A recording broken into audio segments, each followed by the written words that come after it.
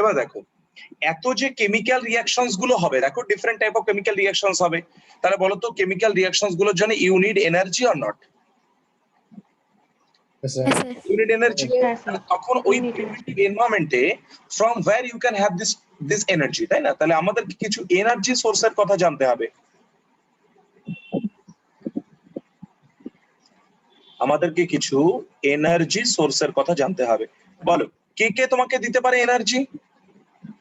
এক হচ্ছে তখন প্রচুর পরিমাণে বলো তো ভলক্যানিক ইরাপশন হচ্ছে কিনা, প্রচুর পরিমাণে ভলক্যানিক ইরাপশন হচ্ছে, লাভা, সেখান থেকে তুমি একটা এনার্জি পাবে। তাহলে ভলক্যানিক স্টর্মস বা আমরা বলতে পারি ভলক্যানিক ইরাপশনস, সেখান থেকে তুমি একটা এনার্জি সোর্স পেতে পারো। দুই, ইউভি ডিরেক্টলি পৃথিবীতে আসছে, তাহলে বলো তো ইউভি ডিরেক্টলি আসলে সেটাকে তুমি একটা এনার্জি সোর্স হিসেবে ইউজ করবে কিনা? ইউভির মধ্যে তো প্রচুর এনার্জি, তাই না? ইউভি কি করছে দেখো, ইউভি যে ওয়াটার মলিকিউলটা আছে সেটাকেও ব্রেক ডাউন করছে, করে কিসে কনভার্ট করছে? Hydrogen, oxygen. এবং দেখো হাইড্রোজেন হচ্ছে একটা লাইটার গ্যাস, তাহলে এ কি করছে? Lighter gas that would be escaped, এখান থেকে বেরিয়ে চলে গেল। ক্লিয়ার? আর অক্সিজেন যেটা আছে, এই অক্সিজেনটার সঙ্গে সঙ্গে আবার অ্যামোনিয়া, মিথেন এদের সঙ্গে আবার রিঅ্যাক্ট করে they will again form water, carbon ডাই অক্সাইড, এই ম্যাটেরিয়াল। Am I clear? আবার বলি, একদম এনসিআরটি লাইন বলছি, যে ইউভি রে যেহেতু তখন প্রি মলিকুলার অক্সিজেন নেই, so why no ozone is there, so why no ozone layer is there, so why UV ray directly falls on earth. As UV ray directly falls on earth, তখন আমরা কি করছি, ওই ইউভিটাকে কাজে লাগিয়ে H2O is split to H2 and O2, H2 একটা lighter gas, so that is escaped from here, and oxygen react with ammonia and CH4 to form water, carbon dioxide, etc. Clear everybody? বুঝতে পেরেছো? হ্যাঁ sir. তখন প্রচুর পরিমাণে lightning হতো, lightning মানে বিদ্যুৎ চমকানো, তাই না? তাহলে লাইটেনিংটাকেও বলো তো আমরা একটা সোর্স অফ এনার্জি হিসেবে পেতে পারি কিনা? স্যার বলো, লাইটেনিংটাকে আমরা একটা সোর্স অফ এনার্জি হিসেবে আমরা পেতে পারি। Very good. তাহলে এই সমস্ত জায়গা থেকে আমরা কিন্তু একটা এনার্জির সোর্স পাচ্ছি। নেক্সট, তাহলে আবার আমাকে একটুখানি বলো, আমার যে প্রশ্নগুলো বারবার পরীক্ষা আসার মতন আমার মনে হয়, যতক্ষণ না পর্যন্ত তোমাদের মাথায় একদম ঢুকে পড়ছে, বারবার বলতে থাকি। তাহলে অরিজিন অফ আর্থ কত বছর আগে? 4.5 বিলিয়ন ইয়ার্স ago. ওকে ওকে ওকে। First non cellular life, first non cellular life যেটা এসছে, অর্থাৎ সেটা ভাইরাস লাইক একটা স্ট্রাকচার, তাই তো? স্যার হ্যাঁ। ওকে, জাস্ট আ সেকেন্ড, আমি যেগুলো রিমুভ করেছিলাম দু একজন আমার মেসেজ করছে, আমি অ্যাড।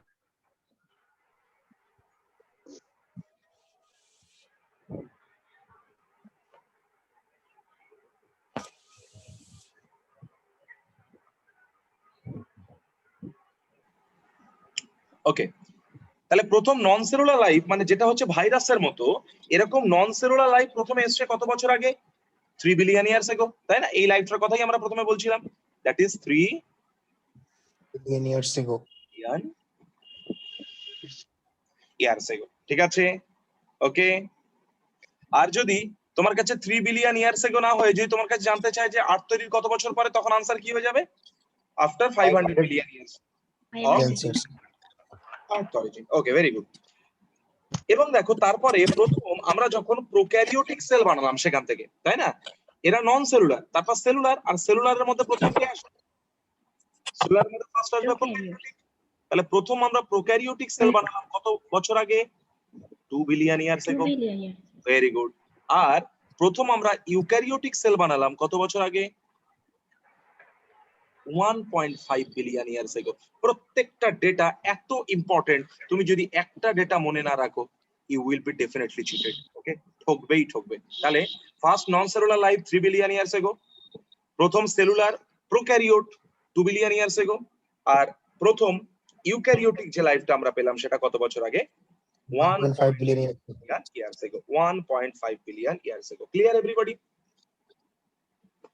তাহলে দেখো আমরা এই একটা আর্থের এরকম একটা স্ট্রাকচার পেয়েছি, ধরো এরকম একটা মল্টেন মাস এখানে আছে, তারপরে আমরা কি করেছি দেখো, এখান থেকে ইউভিটাকে ডিরেক্টলি সান থেকে ইউভি রেটাকে আমরা ডিরেক্টলি কার উপর ফল করাচ্ছি, এবার আর্থের উপর ফল করাচ্ছি। আর্থের উপর। পৃথিবীর টেম্পারেচার যত দিন গেছে দেখো সে এক্সপ্যান্ড হয়েছে, আর যত এক্সপ্যান্ড হচ্ছে টেম্পারেচার কি হয়েছে বলো, ডিক্রিজ করেছে। এবং দেখো একটা সময় যখন ডিক্রিজ করতে করতে করতে করতে সেটা 100 ডিগ্রি সেলসিয়াসের থেকে ভেতরে চলে এসছে, তখন বলো তো তুমি সেটাকে আর ভেপার কন্ডিশনে পাবে নাকি অ্যাকুয়াস ওয়াটার কন্ডিশনে পাবে?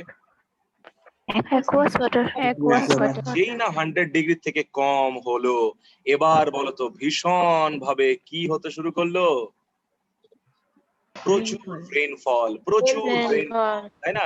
একদম পৃথিবীতে হাজার হাজার বছর ধরে এক টানা রেইনফল, তাই না? ভীষণ ভীষণ রেইনফল, আমরা টরেনশিয়াল রেইনফল বলি অনেক সময় সেটাকে, তোমরা বই পড়তে গিয়ে টরেনশিয়াল রেইনফল কথাটা পেতে পারো। তাহলে যদি হাজার হাজার বছর ধরে এক টানা রেইনফল হয়, তাহলে বলতো এই যে আর্থের উপর যে ডিপ্রেশনস গুলো ছিল সব বলতো ভর্তি হয়ে গেল কিনা? হ্যাঁ স্যার। এবং হ্যাঁ, এই স্যার। জায়গাগুলো কি তৈরি করেছে? These are now the oceans. These are the oceans. এবং এই ওশিয়ানের মধ্যে তুমি যত এই মলিকিউলস গুলোকে তৈরি করছিলে, যা যা তৈরি করেছো বলতো সব মলিকিউল গুলো সব ওশিয়ানের মধ্যে আছে, এই জলের মধ্যে আছে কিনা? তাহলে পৃথিবীতে এখান থেকে লাইফ যদি তৈরি হয়, তাহলে আমি কি বলতে পারি যে পৃথিবীতে প্রাণের উৎপত্তি কোথায় হয়েছিল? Origin of life was in water. Water. Very good. তাহলে জলকে কেন জীবন বলা হয় বলো? তোমরা তো জানো জি বাংলাও জীবন, জলকে জীবন কেন বলা হয় বলো? কারণ life was originated in water, so why water is named as life. Am I clear? বুঝতে পেরেছো? হ্যাঁ, স্যার। হ্যাঁ স্যার। Very good. তাহলে এখানে এই ওয়াটারটা ডেফিনেটলি কেমন, কুল নাকি হট? ওয়াটারটা hot. Hot water. হট। তাহলে এই হট ওয়াটার, তার মধ্যে তুমি ডিফারেন্ট টাইপ অফ মেটেরিয়াল কে অ্যাজ সলিউট যদি দিয়ে রাখো, তাহলে বলো তো তুমি এটা একটা স্যুপ বানাতে পারলে কিনা? একটা স্যুপ বানাতে পারলে? হ্যাঁ, স্যার। এটাকে আমরা বলি hot dilute hot or also named as prebiotic soup, কারণ এর মধ্যে লাইফ তৈরির ইনফরমেশন আছে না নেই? এর মধ্যে লাইফ তৈরির information আছে না নেই? আছে, তাই তার নাম প্রিবায়োটিক স্যুপ। আবার এই কথাটা কার, এই কনসেপ্টটা কার? হ্যালডেনের, তাই আমরা একে আরো বলি Helen soup. am I clear? বুঝতে পেরেছো? তাহলে দেখো যখন টেম্পারেচার অনেক বেশি 800 900 ডিগ্রি সেলসিয়াস টেম্পারেচার যখন, তখন বলো তো চারিদিকে সব তাদেরকে তুমি একটা জায়গা থেকে কনডেন্স করতে পারছো নাকি সে চারিদিকে উড়ে বেড়াচ্ছে? কনডেন্স করতে পারছো না তুমি একটা জায়গাতে, তাই না? এবার যত তুমি টেম্পারেচারটাকে ফল করিয়েছো, এবার আমরা দেখলাম যে যত স্ট্রাকচার তৈরি হয়েছে সেই স্ট্রাকচারটা আস্তে আস্তে আস্তে আস্তে একটা জায়গাতে কুল ডাউন হচ্ছে, ঠিক আছে? এবং সেটা একটা জায়গাতে কুল ডাউন হয়ে আলটিমেটলি এখান থেকে আমরা লাইফ তৈরির ইনফরমেশনটা পেতে পারি। বলো এইটুকুনি যে জায়গা পড়লাম, এইটুকু জায়গা প্রত্যেকের ক্ষেত্রে ক্রিস্টাল ক্লিয়ার? একদম এনসিইআরটি লাইন ধরে ধরে পড়বে, দেখবে আমি এনসিইআরটি লাইন ধরে ধরে বলেছি সব। ওকে, ক্লিয়ার প্রত্যেকের? Yes, sir. হ্যাঁ, স্যার। হ্যাঁ স্যার। Very good. নেক্সট, এবার তাহলে আমরা পৃথিবীতে প্রাণ কিভাবে এলো দেখি। তাহলে প্রথমে আমরা দেখলাম যে ইউনিভার্স, বা প্রথমে কিছু একটা ছিল না, সেখান থেকে আমরা ইউনিভার্স তৈরি করলাম, এই ইউনিভার্স থেকে এবার আমরা তৈরি করলাম আর্থ। এই যতক্ষণ পর্যন্ত আমরা আর্থ তৈরি করলাম, এটা তো একটা ইভলিউশন। টেল মি, এটা একটা ইভলিউশন? Yes or no? এটা একটা ইভলিউশন? তুমি জানো ইভলিউশন হচ্ছে একটা ব্রড টার্ম, ইভলিউশনের সঙ্গে শুধু বায়োলজির এরকম কোনো সম্পর্ক আছে তা না, তাই না?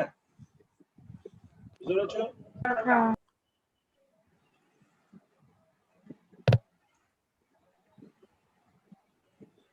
তাহলে এই যে ইভলিউশনটা, এটাকে আমরা স্টিলার ইভলিউশন বলতে পারি up to earth.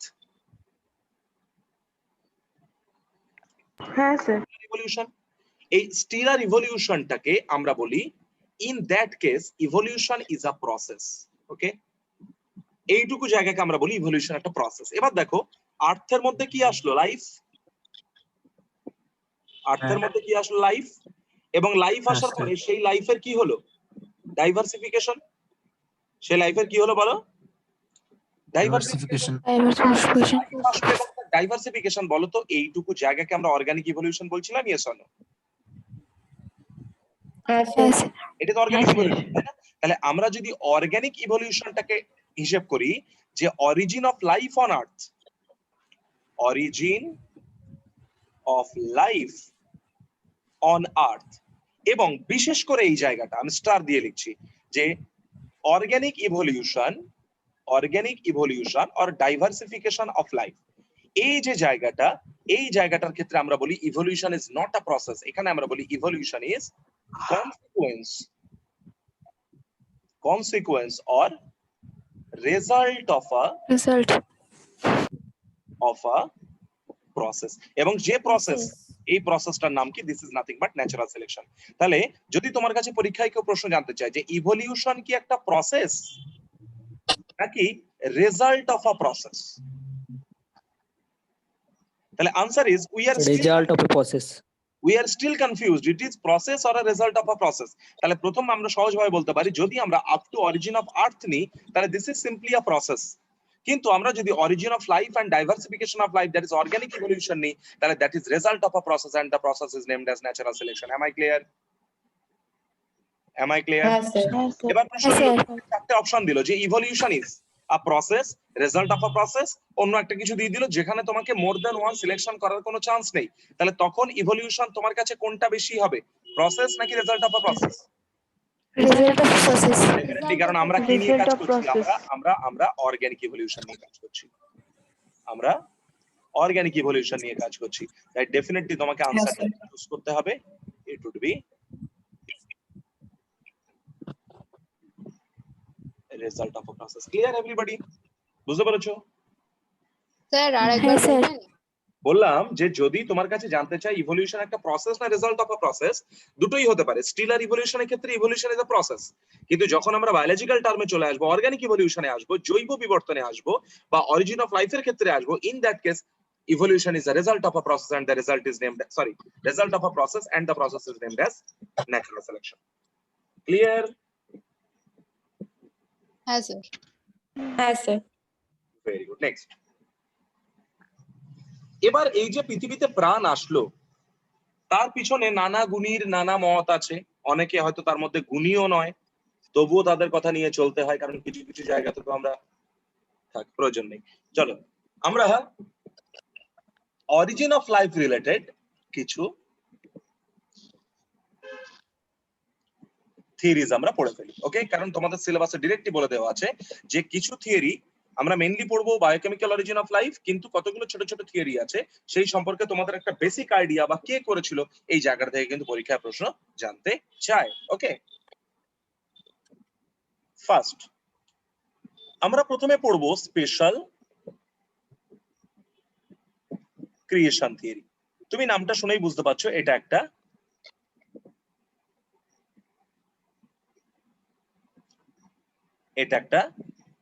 Religious concept, ওকে? এটা একটা রিলিজিয়াস কনসেপ্ট, তাই তো? এই স্পেশাল ক্রিয়েশন থিওরি যেটা, এই স্পেশাল ক্রিয়েশন থিওরির সঙ্গে কে রিলেটেড, কে দিয়েছিলেন এটা? হেব্রিউ সাপোর্ট করেছিলেন ফাদার সুয়ারেজ। তাহলে তোমাদের এনসিইআরটি লেভেলে যত বই আছে বা যতগুলো কোশ্চেন আনসার বই আছে আমি দেখেছি তারা এটাকে ফাদার সুয়ারেজ হিসেবে করতেই বেশি পছন্দ করে। তাহলে আমি বেকার কোনো ধরনের, আমার কাছে তোমার 4টে নম্বর ইম্পর্টেন্ট। তাই স্পেশাল ক্রিয়েশন থিওরির কথা যদি জানতে চাই তাহলে কে সেটা বলো? Father Suarez. যদিও তোমরা আরেকজনের কথা অবশ্যই জেনে রাখবে, তার নাম হেব্রিউ। তাহলে হেব্রিউ এবং ফাদার সুয়ারেজ এরা হচ্ছে স্পেশাল ক্রিয়েশন থিওরি, এটাকে পুট ফরওয়ার্ড করলেন। তারা কি বলতে চাইলেন? তারা বলতে চাইলেন যে পৃথিবীর বয়স কি বলছো তোমরা যে 4.5 বিলিয়ন ইয়ার্স আগে? একদমই নয়। পৃথিবীর বয়স কত? Earth is 4000 years old. প্রত্যেকটা ডেটা ভীষণ ইম্পর্টেন্ট, পরীক্ষায় জানতে চাইবে। তাহলে according to special creation theory তারা বলতে চেয়েছে পৃথিবীর বয়স কত? মাত্র 4000 years. 4000 years. 4000 ইয়ার্স। এবং তাদের মতে all living organisms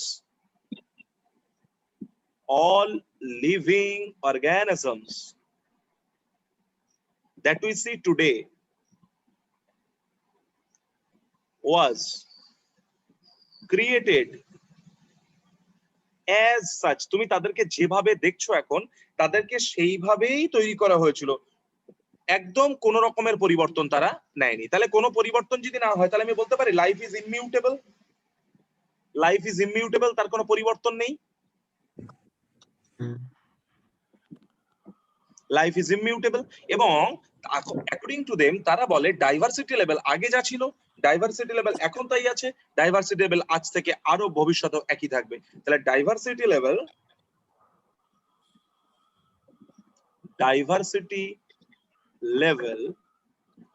always the same since creation, যবে থেকে তৈরি হয়েছে তবে থেকে ডাইভার্সিটি লেভেল একই, and will be same in future, and will be same in future. Am I clear? বুঝতে পেরেছো? তাহলে স্পেশাল হাইপোথিসিস কার? স্পেশাল ক্রিয়েশন হাইপোথিসিসের কতগুলো ছোট ছোট ডেটা যেগুলো এনসিইআরটি কভার করেছে, যেখান থেকে খুবই প্রশ্ন আসতে পারে, সেই জায়গাগুলো ক্লিয়ার প্রত্যেকের? Yes, sir. Very good. তবে দেখো আমরা যখন ডারউইনের ওই গ্যালাপাগোস আইল্যান্ডের গল্প দেখলাম, Galapagos island, the living laboratory, Galapagos আইল্যান্ডকে কি বলা হয়? Living library. The living laboratory. কিংবা ধরো আমরা যখন আলফ্রেড ওয়ালেসকে দেখবো, আলফ্রেড ওয়ালেস ডারউইনের বন্ধু, তাই তো? হ্যাঁ। ডারউইন খুব সুন্দর গুছিয়ে কথা বলতে পারতো না, ওয়ালেস সব প্রেজেন্টেশন গুলো খুব ভালো দিত। চলো সেদিকে গিয়ে আমার লাভ নেই, সময় কম। আলফ্রেড ওয়ালেস তিনি কোথায় গেছিলেন বলো মেলায়? আর্কিপেলাগো বা আর্কিপেলাগো। তাহলে আমরা এই ডারউইনের কনসেপ্ট থেকে, আলফ্রেড ওয়ালেসের কনসেপ্ট থেকে, ফসিলের কনসেপ্ট থেকে আমরা বলতে পারি কিনা যে লাইফের ডেফিনেটলি মিউটেশন বা লাইফের ডেফিনেটলি মডিফিকেশন হচ্ছে কিনা? Yes, sir. যে লাইফের মডিফিকেশন হচ্ছে। তাহলে আমরা এদের ডেটাগুলোকে নিয়ে বলতো স্পেশাল ক্রিয়েশন হাইপোথিসিসটাকে ডিসকাস করতে পারি কিনা? Sir. তাহলে আমরা স্পেশাল ক্রিয়েশন হাইপোথিসিসটাকে ডিসকাস করলাম। চলো সেকেন্ড, নেক্সট কি আছে? নেক্সট তোমরা পড়বে theory of ক্যাটাস্ট্রফিজম।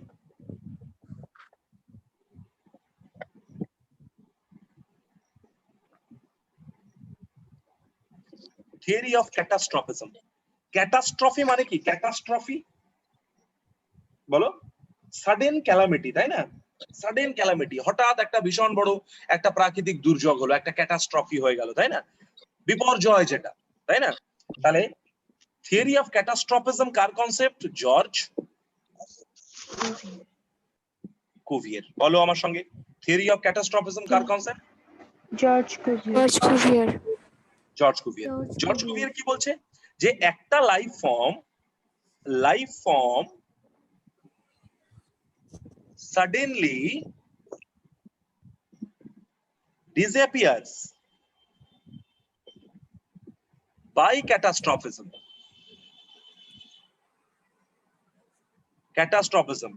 into inorganic materials.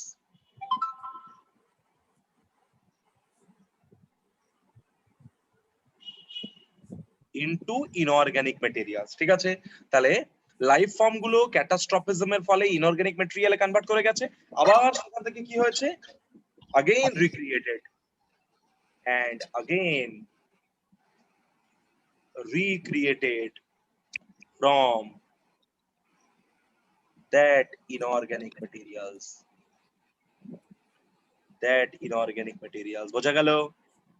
বোঝা গেল থিওরি অফ ক্যাটাস্ট্রফিজমের মেইন কথা কি এবং কার কনসেপ্ট? থিওরি অফ ক্যাটাস্ট্রফিজমের মেইন কথা কি, কার concept? Clear? Tell me please. Yes, sir. Yes, sir.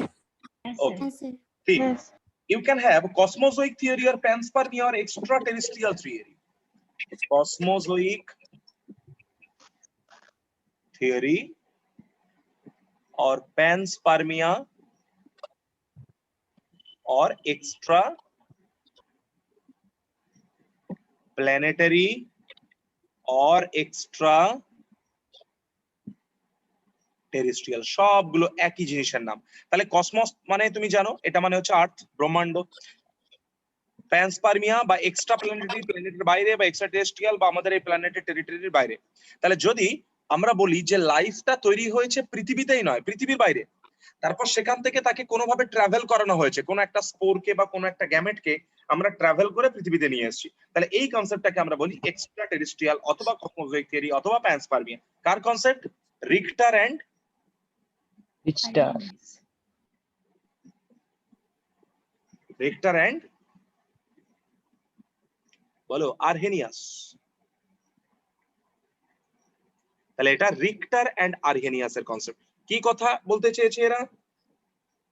যে life was created outside of earth. From there spore or gamete is traveled to earth and germinated. তাই না? কিন্তু পরবর্তীকালে এটাকেও আমরা ডিসকাস করে দিয়েছি যে মাঝখানে অ্যাটমসফিয়ার নেই, কত হার্শ এনভায়রনমেন্ট, সেই জায়গাতে স্পোরটা বেঁচে থাকলো কিভাবে, তাই তো? বলে এটাকে আমরা বাদ দিয়ে দিলাম। নেক্সট হাইপোথিসিস আমরা নেই। তাহলে বলো কসমোজোয়িক কার কনসেপ্ট? কসমোজোয়িক থিওরি কার concept? Tell me. Richter and Arrhenius. Next one is theory of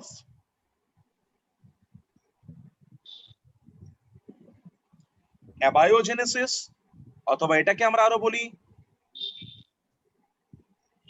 spontaneous creation. প্রত্যেকটা টার্ম ইম্পর্টেন্ট। স্পন্টেনিয়াস ক্রিয়েশন, অথবা আমরা তাকে আরো বলি অটোবায়োজেনেসিস। অটোবায়োজেনেসিস বোঝা গেল? তাহলে থিওরি অফ অ্যাবায়োজেনেসিস এটা কার concept? Von Helmont, Aristotle, Plato. এই নামগুলো একটুখানি তোমরা জেনে রাখবে যে অ্যাবায়োজেনেসিসের সঙ্গে যদি একটা নাম পছন্দ করতে হয়, কি সেটা ভ্যান হেলমন্ট। ঠিক আছে? তাহলে ভ্যান হেলমন্ট, অ্যারিস্টটল এবং প্লেটো। এরা কি বলতে চেয়েছে? এরা বলতে চেয়েছে life is originated from non life. লাইফটা কোথা থেকে তৈরি হয়েছে বলো? Non-living. নন লাইফ থেকে, তাই না? তারা বলেছে যে ডিকেইং এন্ড রটেন ম্যাটার থেকে, ডিকেইং এন্ড রটেন ম্যাটার থেকে, দ্যাট মিন্স সিম্পলি আমরা বলতে চাই নন লিভিং ম্যাটার থেকে, তাই তো লাইফের ক্রিয়েশন। যেমন ধর এরকম বিশ্বাস করা হতো তখন যে নীল নদীর যে কাদা, মাড, যে মাটিটা, মাড অফ নাইল, সেখান থেকে কি কি তৈরি হচ্ছে? ক্রোকোডাইল হচ্ছে, ফিশেস তৈরি হচ্ছে, ক্রোকোডাইলস তৈরি হচ্ছে। ঠিক আছে? আবার তোমরা দেখবে যে ওই ঘোড়ার লেজের যে এক ধরনের হেয়ার লাইক স্ট্রাকচারস আছে, তার থেকে কিছু অ্যানিমালস তৈরি হচ্ছে। ঠিক আছে? এরকম আগে বিশ্বাস করা হতো। তাহলে এটাকে আমরা পরবর্তীকালে দেখলাম যে না, এটা কোনোদিনও পসিবল নয়। তাহলে আসল কথাটা আমাদের জেনে রাখা দরকার যে অ্যাবায়োজেনেসিস বা স্পন্টেনিয়াস ক্রিয়েশন বা অটোবায়োজেনেসিস এর ক্ষেত্রে মেইন কথা হলো লাইফটা কোথা থেকে তৈরি হয়েছে? নন লাইফ থেকে, ডিকেইং এন্ড রটেন ম্যাটার থেকে, that means non living matter থেকে। কারা এর সাপোর্টার কারা ছিলেন বলো?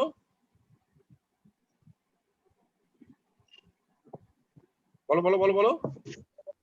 Von Helmont, Aristotle and Plato. Very good. Von Helmont এর সঙ্গে রিলেটেড, অ্যারিস্টটলের সঙ্গে রিলেটেড, প্লেটো এর সঙ্গে রিলেটেড, তাই না? এই থিওরিটাকে ডিসঅ্যাপ্রুভ করলেন কে?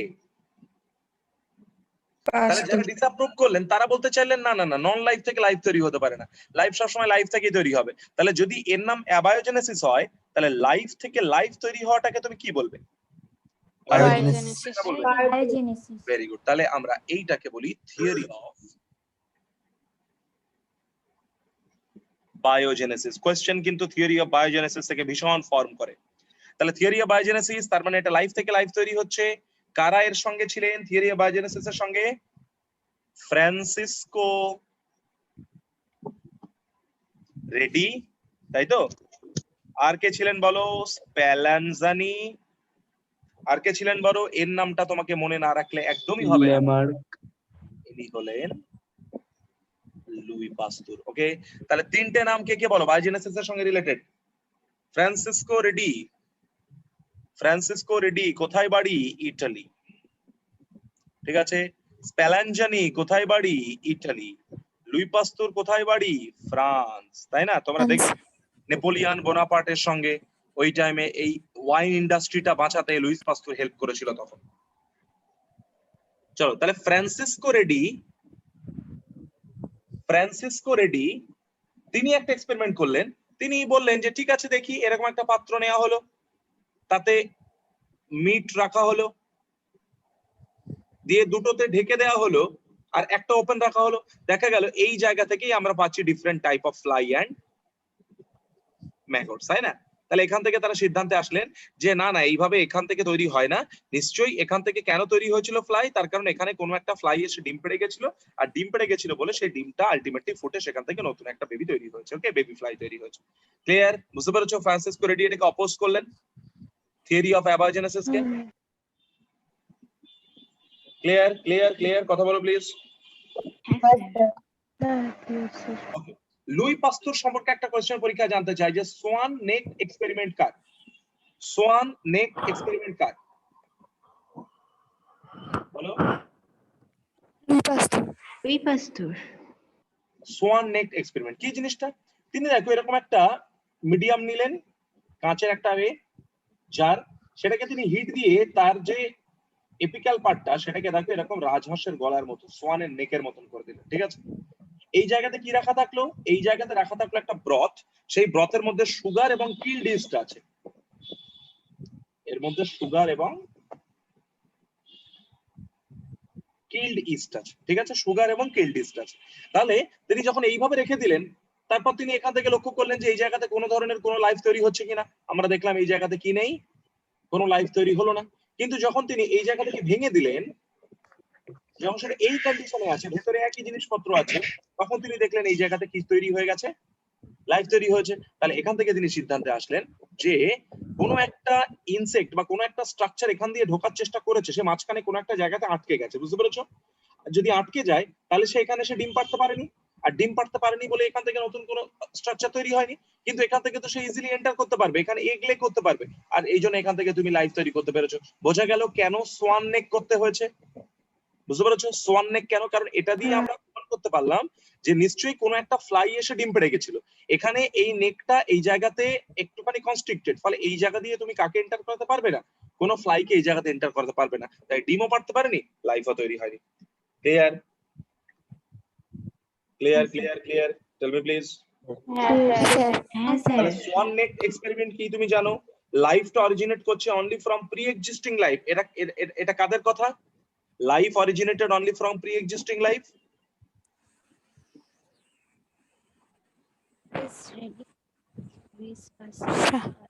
মানে এরা কোন কোন গ্রুপ? যারা থিওরি অফ বায়োজেনেসিস।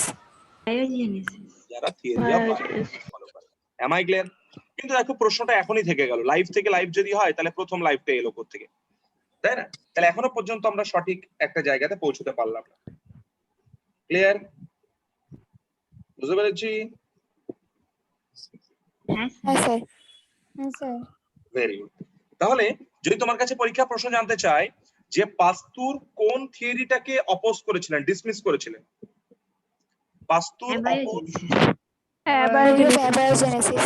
তাহলে Pasteur opposed theory of spontaneous generation, তাই তো বলতে পারি? হ্যাঁ sir. Theory of spontaneous generation. Okay, এবং তোমরা সোয়ান নেক এক্সপেরিমেন্টের ব্যাপারটা মোটামুটি একটু একটু বুঝে গেছো, তাই তো? নেক্সট, এবার দেখো আমরা যে থিওরিটাতে ঢুকবো, যেটা সবথেকে অথেন্টিক এখনো পর্যন্ত আমরা যেটাকে মেনে চলি, সেই থিওরিটা হচ্ছে বায়োকেমিক্যাল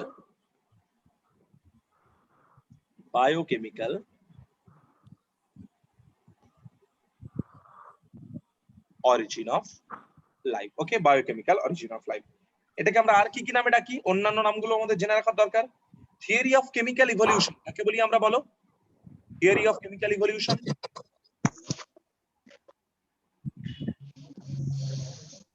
এটাকে আমরা বলি থিওরি অফ কেমিক্যাল ইভলিউশন। বুঝতে পারছো সবাই? হ্যাঁ স্যার। কেমোজেনেটিক থিওরি যদি জানতে চাই, কেমোজেনেটিক থিওরি তার মানে কার কথা বলতে চেয়েছে? এই থিওরিটার কথাই বলতে চেয়েছে। যদি বলে কেমোসিনথেটিক থিওরি, তাহলে কোনটার কথা বলতে চেয়েছে? এটার নামই chemo synthetic theory. Synthetic theory. বা যদি তোমার কাছে জানতে চাই যে ওপারিন হেলডেন্স অরিজিন অফ লাইফ, তার মানে কোনটাকে বলতে চেয়েছে? এটাকেই বলতে চেয়েছে। তাহলে এই কনসেপ্টটা কার? ওপারিন এবং হেলডেন। Origin of life. এনসিইআরটি দিয়েছে, তাই আমি একদম কোনো ডেটাকে ইগনোর করতে পারি না। ওপারিন কোথাকার লোক? ওপারিন কোথাকার লোক? রাশিয়া। ওপারিন কোথাকার লোক? রাশিয়া। হেলডেন কোথাকার লোক?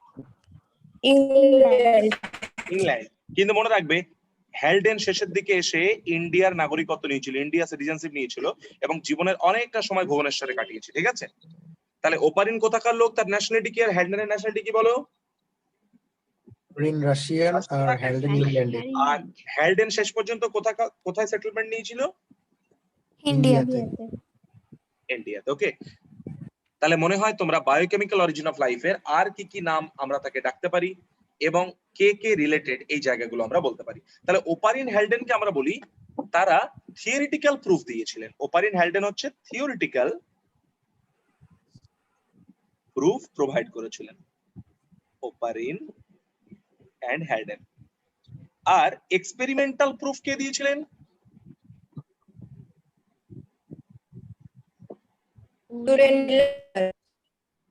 ভেরি গুড, এক্সপেরিমেন্টাল প্রুফ দিয়েছিলেন ইউরে এন্ড মিলার। আর এটা নিয়ে ফার্দার আরো যে স্টাডি গুলো সেগুলো কারা করেছিলেন? Anyone? Sidney Fox. Sidney Fox. Very good, Sidney Fox. Am I clear? তাহলে বায়োকেমিক্যাল অরিজিন অফ লাইফ কার concept? Biochemical origin of life Oparin Haldane. Oparin and Haldane. যদি সবগুলোই অপশন থাকে তোমাকে চয়েস করতে হয় তাহলে অবশ্যই ওপারিন হেলডেনকে চয়েস করবে। ঠিক আছে, নেক্সট, তারা কেমিস্ট ছিল। ঠিক আছে, তারপরে এক্সপেরিমেন্টাল প্রুফ দিলেন উরে এন্ড মিলার। ফার্দার স্টাডি কে করলেন? ফার্দার স্টাডি কে করলেন? Fox. Sidney Fox. Sidney Fox. Sidney Fox. Clear everybody? বুঝতে পেরেছো? Yes sir. Very good. এবার দেখো পৃথিবীতে যখন তুমি প্রথম প্রাণ পাচ্ছ সেই লাইফটা কিভাবে এসছে অ্যাকর্ডিং টু দিস থিওরি। মনে রাখবে অ্যাকর্ডিং টু দিস থিওরি আমরা পৃথিবীতে প্রাণের যে সিকোয়েন্সটা পাই সেটা এরকম ভাবে পাই। একদম প্রথমে আমরা কিছু অ্যাটমিক লেভেল পাবো, তাই না? সেখানে কার্বন আছে, হাইড্রোজেন আছে, হিলিয়াম আছে, নাইট্রোজেন আছে, কিন্তু ফ্রি মলিকিউলার অক্সিজেন তখনও পর্যন্ত নেই। ওটা হচ্ছে অ্যাটমিক লেভেল। এবং ওই লেভেলে আমরা কি পাবো? সমস্ত ইনঅর্গানিক কম্পাউন্ডস গুলোকে পাবো, তাই না? ওই লেভেলে আমরা কাকে পাবো? Tell me. Inorganic compounds. Inorganic compounds গুলোকে পাবো। তাহলে আমরা একদম শুরুতে অরিজিন অফ লাইফে অরিজিন অফ লাইফটাকে আমরা তিনটে ক্যাটাগরিতে ভাগ করি। ঠিক আছে, one is chemogeny or chemical origin of life. Second one is biogeny or biological origin of life. And third one is cosmogeny. ঠিক আছে, ফার্দার মডিফিকেশন অর্গানিক ইভলিউশন কিভাবে হয়েছে সেটা। তাহলে কিমোজেনিতে আমরা একদম প্রথমে পাবো কি? কোন স্টেজ বলো? ইনঅর্গানিক মলিকিউল, তাই না? আমরা প্রথমে পাবো যে ফরমেশন অফ ইনঅর্গানিক। তাহলে প্রথমে আমরা পাবো ফরমেশন অফ ইনঅর্গানিক কম্পাউন্ডস। তারপর বলতো সেই ইনঅর্গানিক কম্পাউন্ড গুলো আস্তে আস্তে নিজেদের মধ্যে ইন্টারঅ্যাকশন করে কিছু সিম্পলার অর্গানিক কম্পাউন্ড তৈরি করতে পারে কিনা? সিম্পলার কিছু অর্গানিক কম্পাউন্ড তৈরি করতে পারে। তাহলে এই যে সিম্পলার অর্গানিক কম্পাউন্ড তৈরি করবে, এই যে সিম্পলার অর্গানিক কম্পাউন্ড তৈরি করবে, আর একটা জিনিস খেয়াল করো, তখন যদি আমাদের অ্যাটমসফিয়ার যেটা আছে তখন যদি আমাদের কাছে ফ্রি মলিকিউলার অক্সিজেন না থাকে তাহলে আর্থটা কেমন ছিল? রিডিউসিং নাকি অক্সিডাইজিং? রিডিউসিং। পরীক্ষায় বহুবার কোশ্চেন জানতে চেয়েছে যে অ্যাটমসফিয়ার যখন আমরা প্রাইমোডিয়াল অ্যাটমসফিয়ারে যাব বা প্রাইমোডিয়াল এনভায়রনমেন্টে যাব, সেই প্রাইমোডিয়াল এনভায়রনমেন্টের ক্ষেত্রে আর্থটা কেমন ছিল তখন? অক্সিডাইজিং না রিডিউসিং? রিডিউসিং। Very good. তাহলে আমরা প্রথমে কিছু ফ্রি অ্যাটমস পেয়েছিলাম, কার্বন, হাইড্রোজেন, নাইট্রোজেন, এইগুলো। তারপর সেখান থেকে আমরা ইনঅর্গানিক কম্পাউন্ড গুলোকে, ইনঅর্গানিক মলিকিউল গুলোকে আমরা সেখান থেকে তৈরি করেছি। তাহলে প্রথমে আমি অ্যাটমটাকেও লিখে দিই যে প্রথমে আমরা পেয়েছিলাম কিছু অ্যাটম বা যেটাকে আমরা বলি অ্যাটমিক লেভেল। তাহলে অ্যাটমিক লেভেলে আমরা কাকে পাবো? Hydrogen, carbon, nitrogen, helium etcetera, কিন্তু কাকে পাচ্ছি না? Free oxygen. Free molecular oxygen তখন পাচ্ছি না। এবার ইনঅর্গানিক কম্পাউন্ড তৈরি করেছো তুমি এদেরকে দিয়ে, ধরো হাইড্রোজেন বানিয়েছো H2, অ্যামোনিয়া বানিয়েছো, কার্বন ডাই অক্সাইড বানিয়েছো, জল বানিয়েছো, তাই না? এই জায়গাগুলো তৈরি করলে, তাহলে এগুলো আমরা ইনঅর্গানিক মলিকিউল তৈরি করলাম। তাহলে এই ইনঅর্গানিক মলিকিউল গুলো যখন আস্তে আস্তে তুমি তৈরি করছো তখন এবার প্রক্রিয়া তৈরি হচ্ছে। ওকে, তারপর ইনঅর্গানিক কম্পাউন্ড গুলো এবার তারা আবার ইন্টারঅ্যাকশন করে, আমি কি বললাম, একটুখানি সিম্পল অর্গানিক কম্পাউন্ড বা মনোমেরিক অর্গানিক কম্পাউন্ড তৈরি করতে পারে। তাহলে এখান থেকে আমরা তৈরি করব ফরমেশন অফ অর্গানিক, বলো মোনোমার অফ অর্গানিক। Monomers. কারা এরা? তুমি এখানে অ্যামাইনো অ্যাসিড কে পাবে, তুমি এখানে অ্যামাইনো অ্যাসিড কে পাবে, সিম্পল সুগার কে পাবে, সরল শর্করা। ঠিক আছে, নিউক্লিওটাইডস কে পাবে। এই যে স্ট্রাকচার গুলো, তাহলে অর্গানিক মনোমার গুলো আমরা তৈরি করে ফেললাম। এবার দেখো এই মনোমার গুলোকে যদি আমরা পরপর পরপর জুড়ে দিই, তাহলে এবার তারা কি তৈরি করবে? Organic Polymer. পলিমার। তাহলে আমরা এবার এখান থেকে তৈরি করলাম formation of organic Polymer. Hello, class করছি।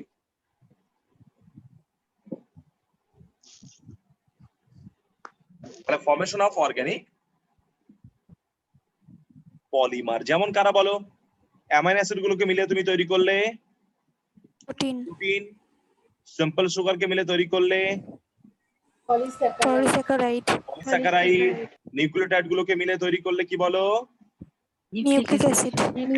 Nucleic acid. এই জায়গাগুলো, তাহলে এখন আমার কাছে আসলো organic polymer. Clear? Organic polymer পর্যন্ত বুঝতে পেরেছো? Yes, sir. এবার দেখো যখনই তুমি নিউক্লিক অ্যাসিড কে পেয়ে গেলে, এই নিউক্লিক অ্যাসিডটা কে? মনে রাখবে এই নিউক্লিক অ্যাসিডটা হচ্ছে এখন আমার কাছে নন রেপ্লিকেটিভ নিউক্লিক অ্যাসিড। আর যতক্ষণ পর্যন্ত নন রেপ্লিকেটিভ নিউক্লিক অ্যাসিড আছে ততক্ষণ পর্যন্ত সেটা কেমোজেনির আন্ডারেই থাকবে। ওকে,